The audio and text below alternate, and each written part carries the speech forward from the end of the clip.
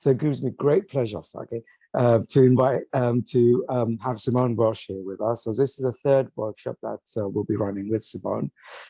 Simone is a senior specialist occupational therapist in stroke at Imperial College Healthcare NHS Trust. And also with Simone, there's a colleague, Emma, who will be supporting Simone today. So without any further delay, let me pass you up to Simone. Thanks, Simone. Hi, thank you all for joining us this evening. My colleague Emma will just be sharing the slides with us in a second. Today it's an interactive session, so please have a mobile phone or sort of a tab open on your browser and log into slido.com. So that's www.slido.com. And we'll be using different codes just to help with a little bit of interactiveness of the session. So just to start off with, we always find it useful to understand who we have with us in the audience today, what kind of places that you guys work in, and what sort of protected characteristics you may identify with yourself as well. So it's also a good test to see if you're having any glitches with Slido. So do log on to www.slido.com. The code is 2536631. And then there's just a few demographic questions for you to answer, just to start off with. We will also copy and paste the link and also the code into the chat as well, just to make it kind of easier for people to interact with. On the screen, you can probably see there's a QR code, so you should be able to scan the QR code, and it should take you directly to the questions that you should be answering at this stage. So we give you all a few moments just to log on and get used to using Slido. Please either speak out loud or write in the chat if you're having any difficulties today. So you will be expecting two questions. One, as you can see up on the screen, and that's live right now, asking you what sector do you work in? And then secondly, it's just asking about protected characteristics. It's always useful when looking at sort of the outcomes of the session, just to understand who we have with us in the audience.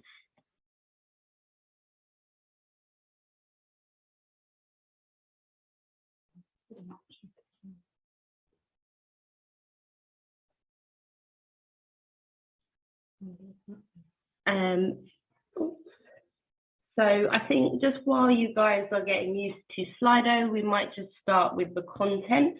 So we might go back to the slide deck, and like I said, anyone having any issues with Slido, please let us know, because as we mentioned, this will be an interactive session. So please do interact with us.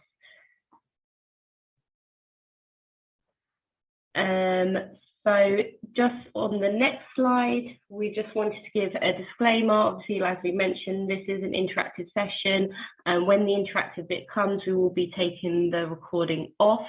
It can be discussing some topics which are quite sensitive in nature and could be triggering, so do let us know if you're having any difficulties with the topics that we're discussing. So just thinking about the outline of what to expect in today's session, we'll be going through some of the background theory, looking at some of the policies, but also be interacting with yourselves to understand your confidence around this topic, and having an interactive case study discussion. As Kat mentioned before, we have run 2 previous sessions, and we'll be looking at some of the outcomes of these. And then we'll also be interacting with you guys again to understand how your confidence may or may not have changed, and also what your ideas would be around improving support for managers who support a team who may be reporting EDB incidences. So just thinking about the aims of the session today, it's about understanding the importance of EDB incident reporting to support cultural change within the workplace, also increasing our own personal confidence in supporting staff and actioning EDB instances that have been reported, and also to contribute to the co-production of tools for managers in relation to EDB incident reporting as well.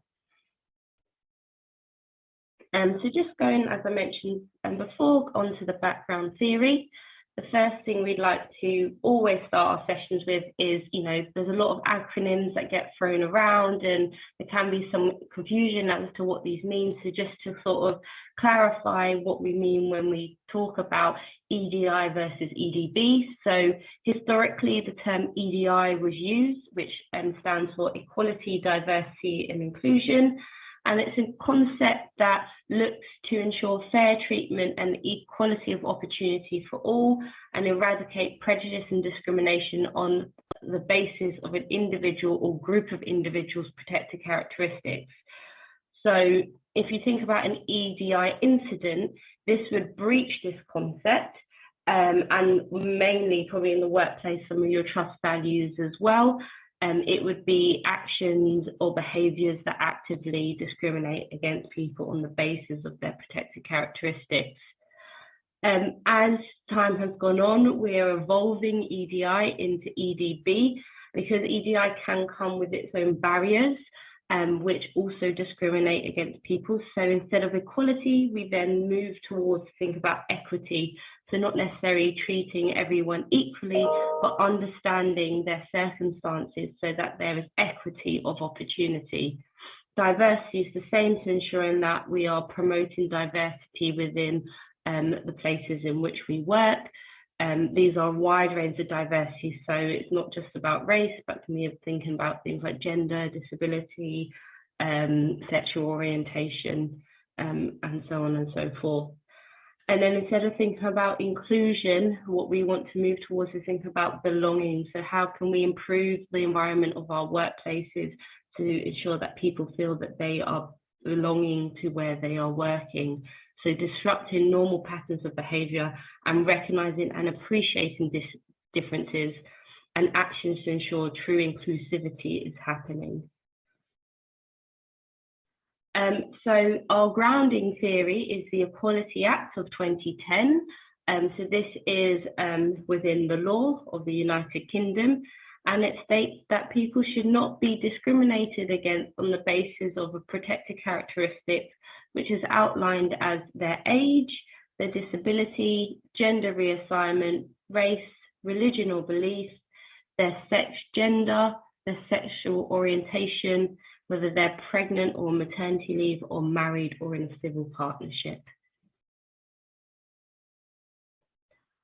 When we think about types of discrimination and how this might look like through an EDB lens, there are 4 different types that we might think at or see within the workplace.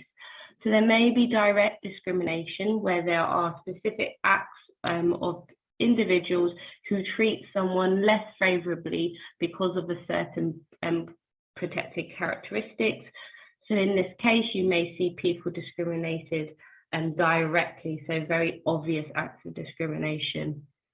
What is probably most common within the workplace is maybe acts of indirect discrimination. So it's not necessarily explicitly saying, no, you can't do this because of your race or your sexual orientation, but it may mean that rules or arrangement are put in place that apply to everyone, but someone with a protected characteristic is at an unfair disadvantage compared to others. And then we then look at victimization. So someone who is treated unfairly because they've complained about discrimination or harassment. And this is very relevant to the topic today as we think about EDB incident reporting. So how are our staff members or our service users treated when they are raising complaints about EDB instances that they may have experienced at work or within healthcare services? And lastly, harassment, so unwanted behaviour linked to a protected characteristic that violates someone's dignity or creates an offensive environment for them. What ties in very well into this is the concept of institutional and structural discrimination. So when we speak about this topic, a lot of people can sometimes feel quite defensive about this. And you might often hear comments like, you know, I'm not racist, I would never actively discriminate. But there is a bigger picture that actually is happening underneath the surface, and that is institutional and structural discrimination.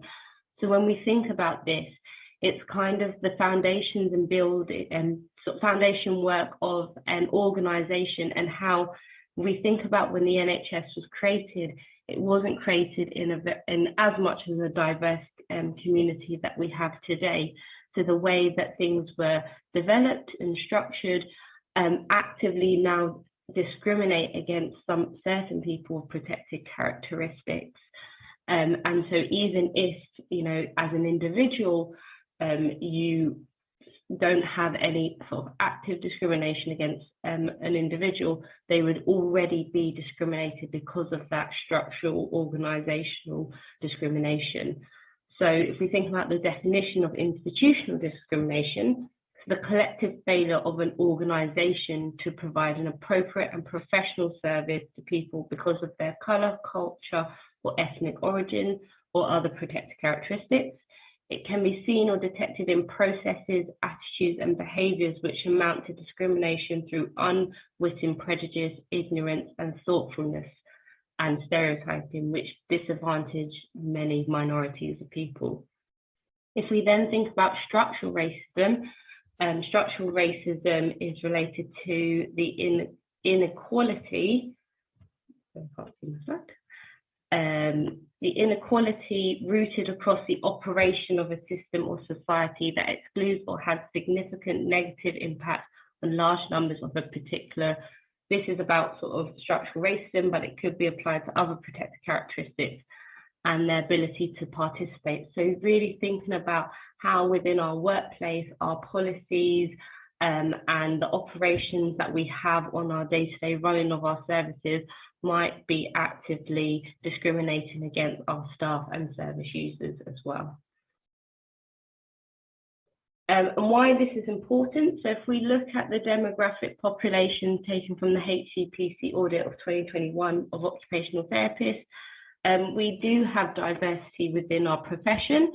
So we've got, if you look at sort of the split between genders and disabilities and whether someone's a carer, their sexual orientation and ethnicity, while there, obviously we know that there might be some issues with diversity on a bigger scale, there are people within the profession of lots of different protected characteristics. And because of this reason, they're having differences of experience in the workplace. And this is just some demographic of our staff, but we also then think on a broader level as well, our service users are also coming from very diverse backgrounds as well. Also would change depending on where you're working. So there's lots of work that has been done, particularly in the last 3 years or so, that has really looked into this issue. And one of these is the report, the Workforce Race Equality Standards. So there's been several reports that have happened over the year, but I'm using the data from the latest one in 2022. And the Workforce Race Equality Standards looks at different standards and understands how people from different racial backgrounds may have differences in experience in the workplace compared to their white counterparts. In Indicator 6 and 5, it just highlights that staff who are from Black and minority ethnic backgrounds are more likely to experience bullying and harassment from other staff members in the last 12 months compared to their white counterparts. In Standard 5, it can show that it's shown staff experience of harassment and bullying or abuse from patients and relatives and the public in the last 12 months. So they're both groups do both experience bullying and harassment from both staff and from the public, but it's just shown that those who might be from a Black and minority ethnic group might have an increased risk of experiencing that directly related to the way that they look.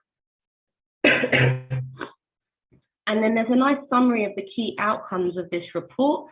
And the report was created and it highlighted that generally, if we look at our system of the NHS, if we want to overcome discrimination, I know a lot of the work has been done on race, and I'd just like to sort of caveat that we understand that people from other protected characteristics also have other difficulties, and it's not just, about racial discrimination.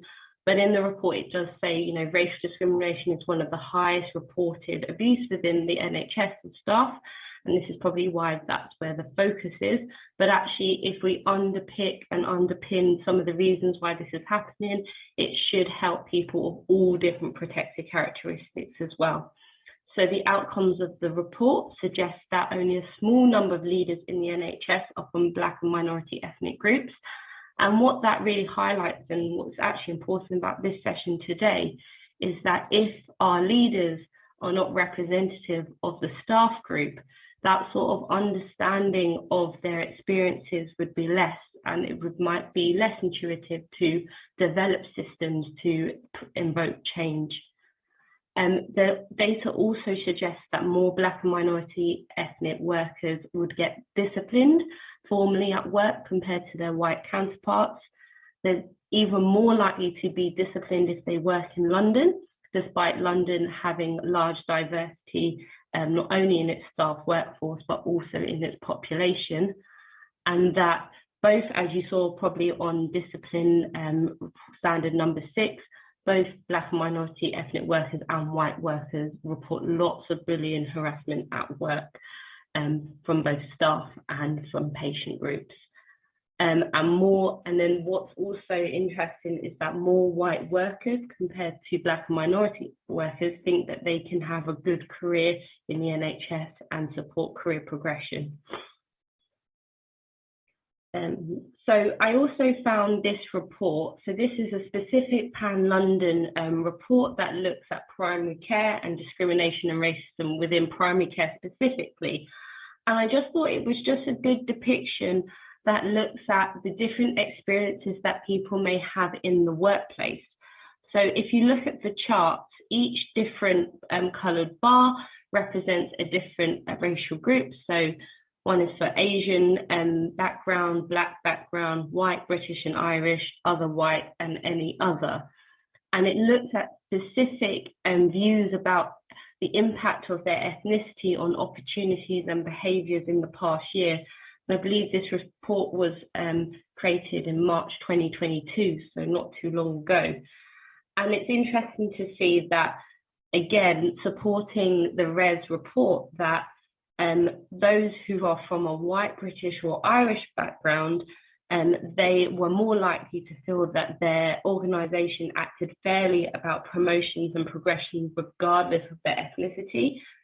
And those from non-white backgrounds felt that they had reduced chances of promotion and progression, and reduced opportunities of training, saw a colleague discriminated against due to their ethnicity, senior colleagues discriminating against them because of their ethnicity, people complaining about them because of their ethnicity, and colleagues complaining about them because of their ethnicity, and their performance measured or disciplinary action was related to their ethnicity, and they actually considered leaving or had left the organisation because of racial discrimination. So as we can see, that is much more likely for those from Black and minority ethnic backgrounds. So it's really highlighting that the experience can be very, very different, just for something that shouldn't really have an impact on someone's experience. And when we think about the types of discrimination that they were experiencing, a lot of us probably feel very comfortable when we're thinking about aggressive or threatening behaviour, but this only accounted for 9% of the racial discrimination that they experienced. Some, a little bit more, was direct action, but a big 69% was subtle or unheard comments or actions. So maybe not things that were said to their face, but things that they had heard, or nuances or microaggressions that are happening in the workplace. So it's just really highlighting that, you know, when it comes to the big things, you know, like very explicit types of discrimination, like racial languages, whilst that is happening, the biggest thing that's happening is a little bit more subtle, but it's having a massive impact on people's experiences within the workplace. And it's just important to highlight that actually it technically comes under hate crime. So in the law, a hate crime is defined as any criminal offence which is perceived by the victim or any other person to be motivated by hostility or prejudice based on a person's race or perceived race, religion or perceived religion, sexual orientation or perceived sexual orientation, disability or perceived disability, and any crime motivated by hostility or prejudice against a person who is transgender or perceived to be transgender. And what this means is, regardless of whether that individual identifies as that specific protected characteristics, if they have been actively discriminated against, whether they are or are not that protected characteristic or was just perceived as it, it actually comes under a hate crime, and it's something that can be reported to the police. While on the Metropolitan Police website, it does state that not all reports will lead to a criminal conviction, they do actively encourage people to report these instances, and we'll talk a little bit about why that can be important a bit later. And it's just interesting, I can share from Imperial, there's a new system in place that when you raise a complaint via the DayCheck system, it actually directly goes to security and asks you if you want to raise this as a hate crime. So it is now, I feel some trusts are encouraging people to formally report this, not only through their own trust system, but also formally to the police as well. We then go on to the Healthcare Professionals Council. So we all should be familiar with HCPC because we're all here today. And just a little bit of information for those who might not know, the HCPC is our regulatory body for the 15 allied health professions, and they consider the legal and government landscape and publish guidance, and they also have the power to impose fines and penalties or restrict your ability to practice. So if we think about some of our standards, the standards also suggest that we need to be aware of the impact of culture, equity and diversity on practice, and we should be able to be practiced in a non-discriminatory manner. And they also have stated about the public sector equality duty, and so we have several duties where we must eliminate unlawful discrimination, harassment and victimization, advance equality of opportunity for people who share protected characteristics and those who do not, and foster good relationships between people who share protected characteristics and those who do not. And just thinking about within our sort of healthcare establishments, some of us may be familiar with the zero tolerance and bullying harassment policy. There is a zero tolerance sort of statement that staff should not be abused while at work, and also if you think about bullying harassment policies for incidences that might happen between staff members. The biggest issue I personally have with the zero tolerance policy is I think a lot of people feel uncertain about the boundaries of this policy. So what does zero tolerance mean in practice? There's lots of, believe it or not, grey areas around this. And I think this relates directly back to that report that I just discussed a few slides back that states that most discrimination that is happening in some cases is not necessarily direct, but it could be about sort of unseen or comments that are not directly made to individuals. So if we have a zero tolerance policy, how is that invoked in those sorts of cases? But also in the cases where it might be coming from service users and their families, and particularly those who might lack capacity, and what actions can we take and what actions can we do to support well-being and reduce the instances of this happening in the future. So more of a food for thought than a solution on that one.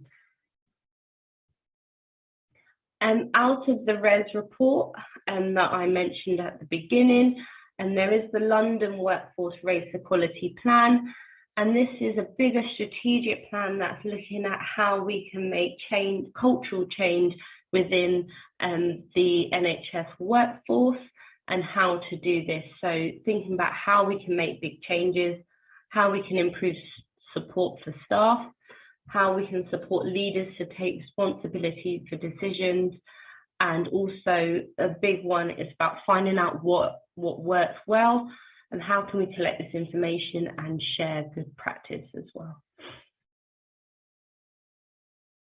So back to Slido. So hopefully you've all kind of got the hang of Slido now. The next code you have, so it's the same website, www.slido.com. And the next code is 4126194. And so we'll just give you a few moments just to, again, log on to Slido. And we're now just asking, after understanding all of that information, and just thinking about your own confidence in identifying an EDB incident when it is being reported to you as a manager, and also your confidence in taking action once an incident has been reported to you. And also just to ask, again, this is all anonymous, so we won't know who has recorded what answer, but just thinking about if you have ever had an incident directly reported to you, how did you manage it? And I think it's just interesting to understand how people are currently managing it, so then we can sort of compare this against the co-production solutions that we will be doing at the end of this session as well. So I think that's the first one about identifying an incident that has been reported to you. And then the next question, I don't know, Emma, if we just make sure that one's live. How confident do you feel in actioning an EDB incident that might have been reported from another staff member? And knowing what to do, knowing how to provide support.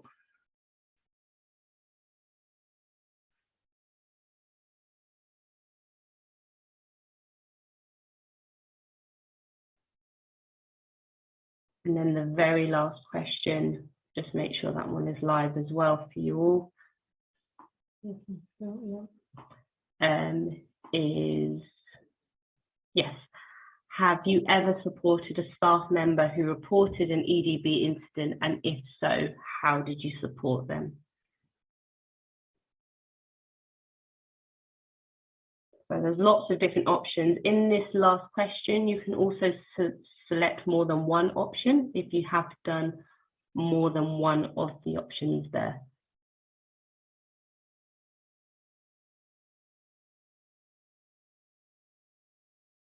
I know it's probably quite a lot to read.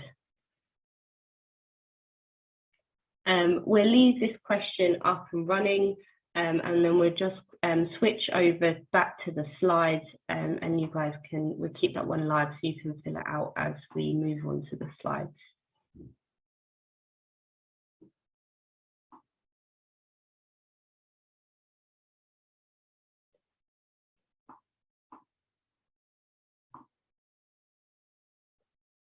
Okay, so now we're going to go on to a little bit more of the practical side of the session today. So thinking about when we have incident reporting in the workplace, what it is we can do and how we can ensure that we are supporting staff well-being. So on the ground, if an incident is reported to you, obviously there are supporting policies. We always, in the other sessions, we have been encouraging people to directly inform their senior managers or their line managers or their team managers, and then also formally reporting this through the DATEC system, and I'll speak a little bit about that a bit later. Although what we do know is sometimes when incidents are reported and the response from those who they're reporting it to might not be what people are expecting. So if they're not satisfied with that response, and thinking about how this can be escalated a little bit further. So in a lot of organizations, there are freedom to speak up guardians, ambassadors of the affinity networks, and so on. Someone to help sort of support and understand the situation and help the person understand what they want to get out of it and help relay that to their managers and the senior members of the team. And then if that's not successful, the highest level of escalation would be through HR and unions as well. And there's lots of information actually on the Unison website, which if you're a member of ARCOT, you automatically get Unison membership. There's a lot of resources on support if you experience specifically racial discrimination out in the workplace. I'm sure there's some stuff for other protected characteristics as well.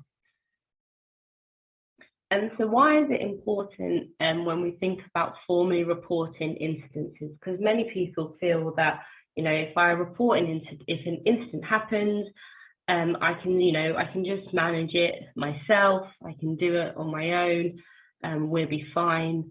But we're really thinking about bigger cultural change here. So there's two main reasons why formally reporting DATEXs through the DATEX EDB incidences through the DATEX system is important. Firstly is for data. So if you think about all of the sort of reports that we have, or the RES data, the Pan London Primary Care one, things from HCP or ARCOT, we can only understand what's happening because things that have been formally reported. So things that you might just speak about amongst your peers and aren't formally reported don't get captured in that data. And therefore, it's hard to understand what the true picture is happening.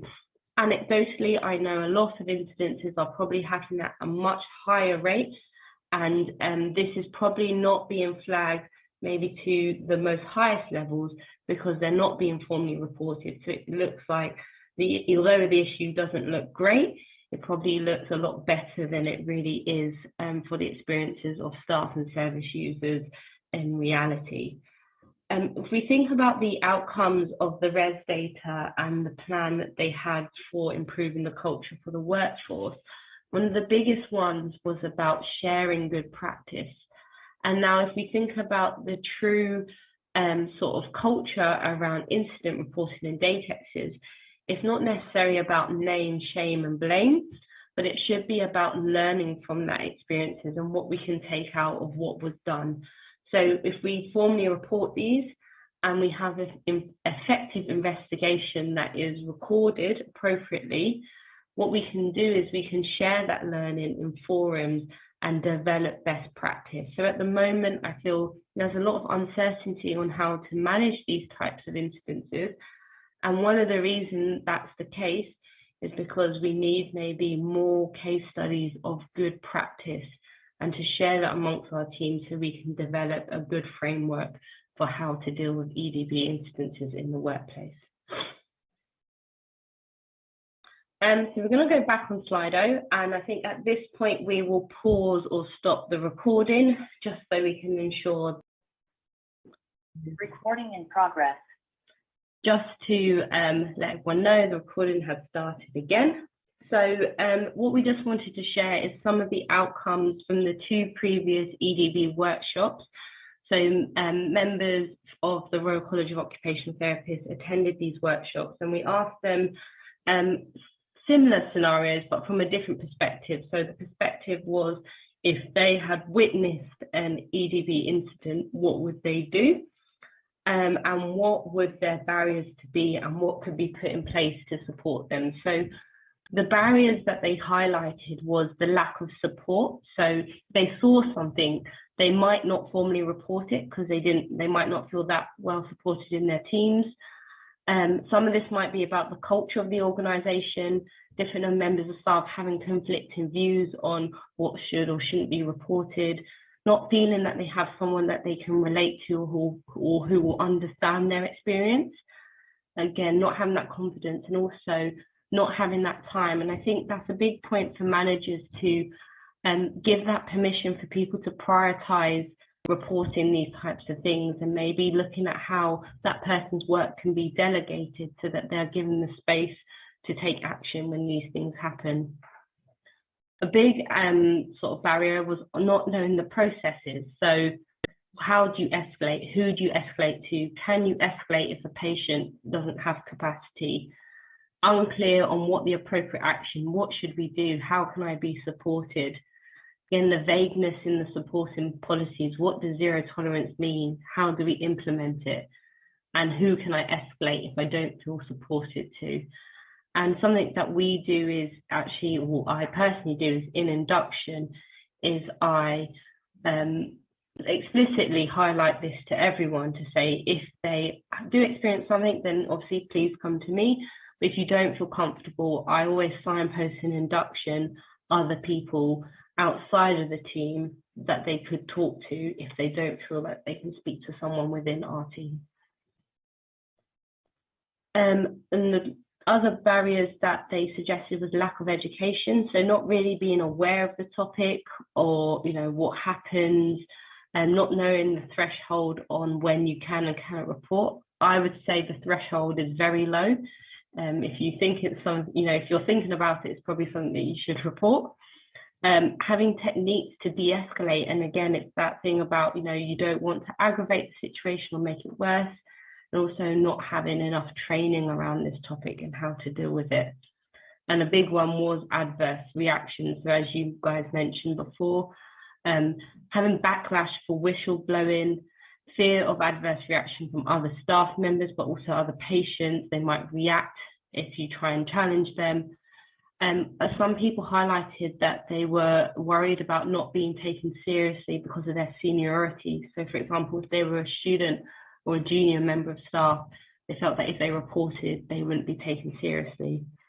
And there were some comments on sort of how do they manage and maintain their own reaction and maintain their own professionalism in the moment. These issues can be triggering, not just if it's been done to you, but if you see it's been done to someone else. And how do you manage your own emotions? Because these can be quite personal incidences as well. People can take them very personally, understandably. And how do you do that in a professional manner? And again, worrying about saying the wrong thing. And then lastly, in our next slides, the co-production that they suggested on how they feel that they would be better supported is having clear information on knowing how to report, having champions and role models, developing new policy, developing research, also having a toolkit. So maybe having glossary terms, posters, a manager's guide to knowing how to respond to these incidences. And also a few people suggested an RCOT helpline. And then also increasing training opportunities of raising awareness, allyship, knowing how to have difficult conversations or challenging discrimination, training for leadership. So I think, we mentioned that report that said leadership, leaders taking responsible action. So how can we be leaders in this situation? And having case study and best practice discussions and other Q&A, CPD and events. And lastly, as occupational therapists, they also thought about the environment. So how can we increase support within the environment that we work in? So having supportive teams, having that safe space to talk, having that validity of when we're raising something from our managers, that they make us feel valid on what we are saying, and that space to debrief as well. So this is a slide that we just shared to say that there are lots of resources and events that are happening. There's lots on the RCOT website. There's a whole page on EDB, and there's been some fantastic resources that have been developed and hopefully more to come, so do check it out.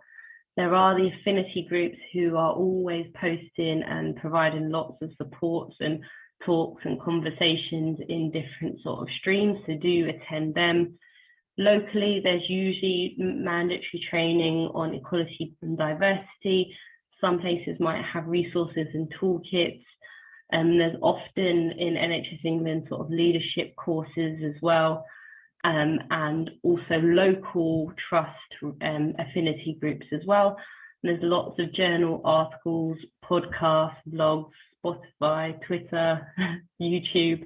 And to seek out the information. There is a lot out there. Sometimes it can feel overwhelming, but I think a good place to start would either be RCOT or maybe locally, there's probably some things that are happening within your own organisation as well.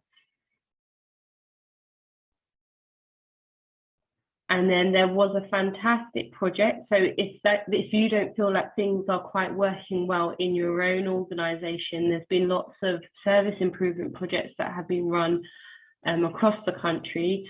And this is one from Brunel University students, and they created a resource that's available for everyone. So I've added the link to it on the 2010 Equality Act and 5 Ds of Upstander Intervention by right2be.com. And they speak a lot about incident reporting and how they would like placement educators to support them and their teams, and how to sort of respond if you're experiencing discrimination from service users. So it's an amazing resource that they create, so do check it out. And lastly, we're coming to the end. I know we've got to 7 o'clock, so we're right at the end of our session now. So if you do have a few moments, if you log and get on again to slido.com, our last code is 1030219. And we just want to ask, after this presentation, how confident are you feeling with recognizing EDB instances that are reported to you and acting on them? And then just a few comments on if there was a resource to be developed directly related to supporting managers responding to instances, what would you like? So do respond to the last polls that we have for you.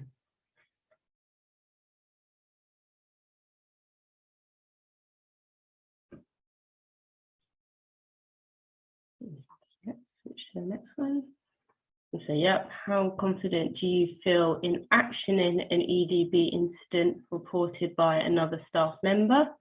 So that's the next question. So if you want to respond to the next one.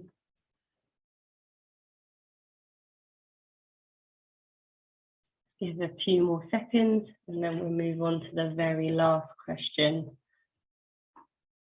now. So just any comments on if we were to develop a resource or develop some training topics that would be useful to support managers to respond appropriately to reported EDB incidents at work, what content would you like? So, you know, we've done this workshop for you today, but is there anything that you felt was missing or that you'd like to know more about? And anything else that could be developed as a resource to support you when instances are reported to you.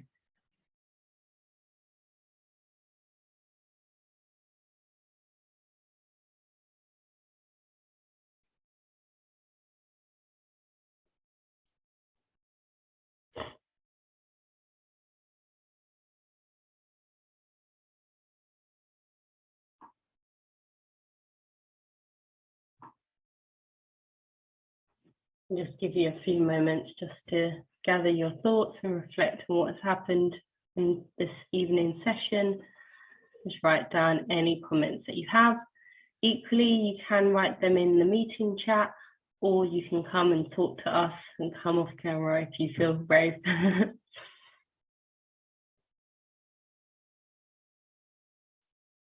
Updated local policies explained by HR.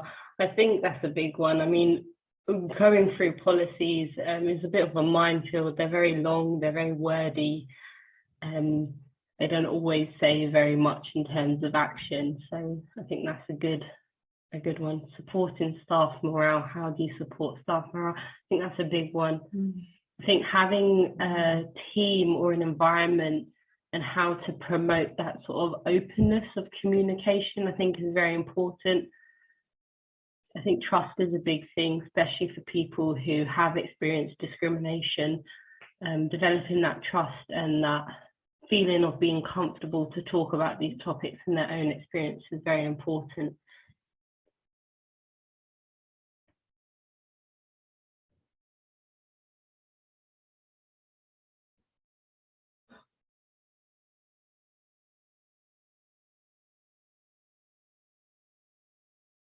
Okay. And then if we just go, we'll leave it open in case you guys have any more comments.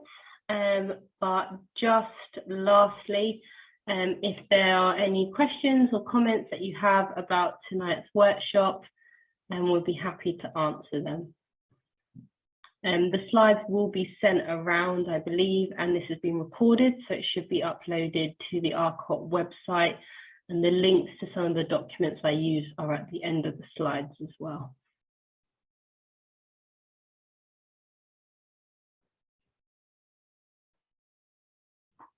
Brilliant. Thank you so much, Simone. That was another insightful, very insightful and excellent workshop. And of course, thank you to Amma, who has supported you with this workshop as well. And of course, you know, thank you to all our participants. Thank you all today for sharing your views, and we really appreciate this. If you could give us your feedback, that's really useful, because your feedback will shape future events like this. So it'll only take a minute or a few moments of your time, really. So if you can just scan the barcode on the screen, and that will lead you to the feedback form. And as Simone said, additionally, if you have any further comments you would like to add, there is a space for that too on this form. So once again, thank you all. Thank you, colleagues. Thank you, Simone and Amma. And wishing you all a very peaceful and restful evening. Take care all. Bye-bye. Good night, everyone. Good night.